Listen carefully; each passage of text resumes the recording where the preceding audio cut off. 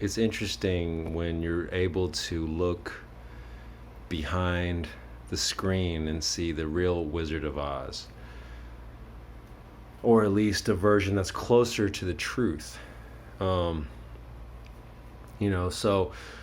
take Osho behind me, for example, major inspiration of my life, a genius, definitely a spiritual master. At the same time,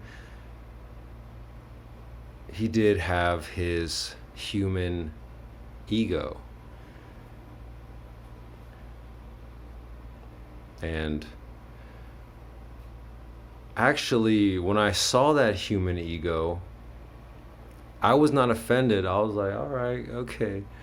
So, he is human as well. He is not quote unquote perfect. He's got his off days. Sadhguru, also a genius, also has tons of deep knowledge, and he combines the scientific with the spiritual. He's very well educated, he's very knowledgeable, he's very creative. At the same time, human. And I'll give you some examples where I've seen, you've seen Sadhguru's ego, and this is not to diss Sadhguru. Like I said, I have much respect for him, and he's doing amazing things, and at the same time still human. So for example, he finds ways to always seem like he is the alpha of the conversation. He is the one leading the conversation. He always positions himself like he is the more enlightened being. So for example, sometimes people use words. He will kind of poke and make fun of the way they use the words, which is fine. Except, when you're someone like me who goes really deep into subjects and people, you start to see things. So one time, for example, he was being interviewed on the YouTube channel called Impact Theory, right? And he asked the guy, Sadhguru asked the host, Tom, why do you call this impact theory? It's because you want to make an impact on the earth. And he stamped his feet, kind of in a mocking gesture, making fun of his use of the word impact and impact theory. Yet at the same time, I saw a video of Sadhguru talking to a large group of people, talking about how we need to make a significant impact. There was another time he was interviewed on Infinite Waters with Ralph Smart, and Ralph Smart said his aim is to raise the vibration.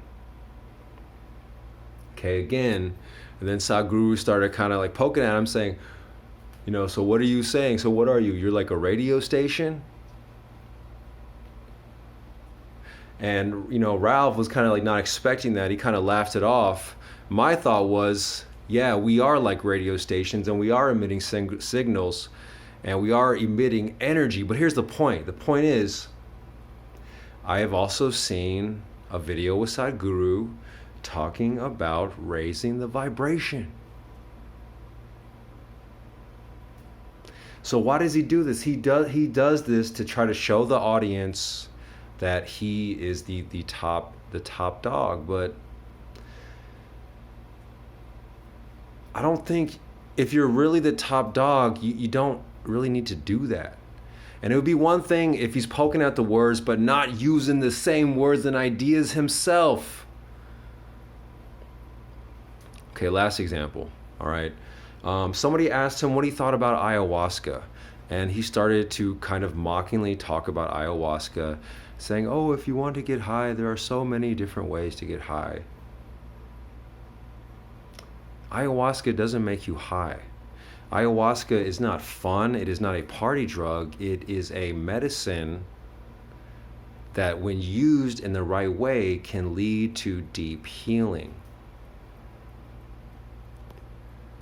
Now, probably in that moment, he probably didn't know a lot about ayahuasca, if anything. And if you don't know about it, you make assumptions that are based in ignorance. And I'm sorry, but he didn't know what he was talking about. Nobody does ayahuasca to get quote unquote high.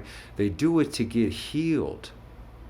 Now, a lot of people are using it improperly. They're using it as a quick fix solution.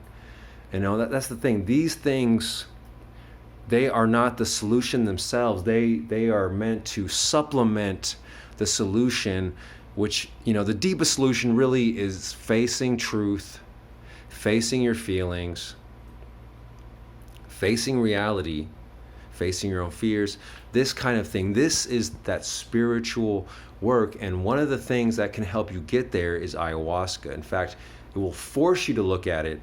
And then again, it is still your choice whether or not to accept the information. A lot of people cannot accept the information. They don't want to look at it.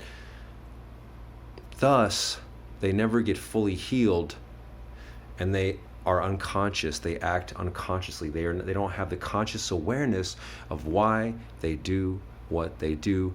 Therefore, they are not free. They are not lucid. Not yet, anyways.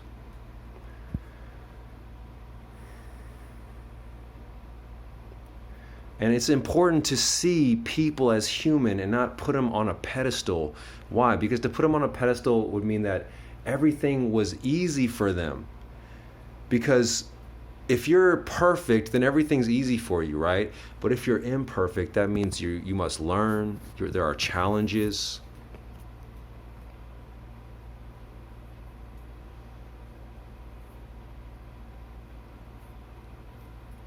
The beauty of existence is the struggle and the overcoming of the struggle.